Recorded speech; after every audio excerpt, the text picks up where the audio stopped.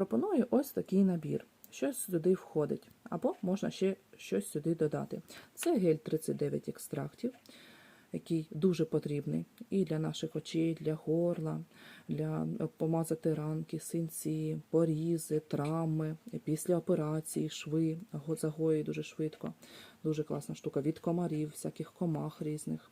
Навіть коли непритомніє людина, намазується грудка, візки намазуються, і людина приходить в себе. От настільки класна штука.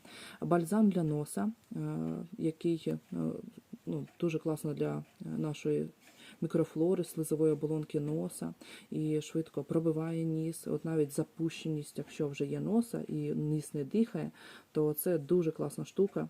Раджу його придбати. Спрей для носа з калоїдним сріблом. Все це пшикається, воно дуже зручне. Ось тут внутрі, от зараз навіть покажу, знаходиться ось отак от він виглядає. Ось так він виглядає. І так само і бальзам виглядає також. Ось, бачите, дуже зручна штука. Тут воно пшикає, блокується. І ніс дуже класно дихає. Складним сріблом, швидко дуже все прочищається і заживає. Сироп від кашлю.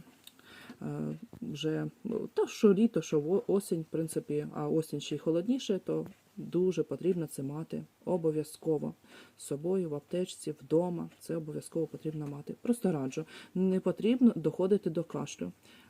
Є якісь перші симптоми, навіть нежиті. Ми обов'язково п'ємо цей сироп від кашлю. І спрей, бальзам для горла. Суперовий, швидко. Всі проблеми ми знаємо, що йдуть із горла. Тобто тут їх потрібно зупинити, це все.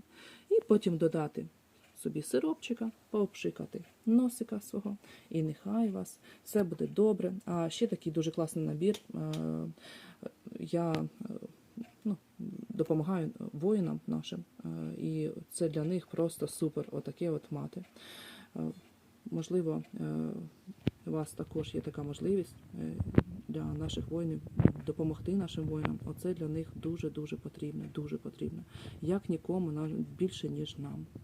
Тому дякую вам за увагу і раджу придбати ось такий набір. Спрей, сироп для носа, спрей, бальзам і гель 39 екстрактів.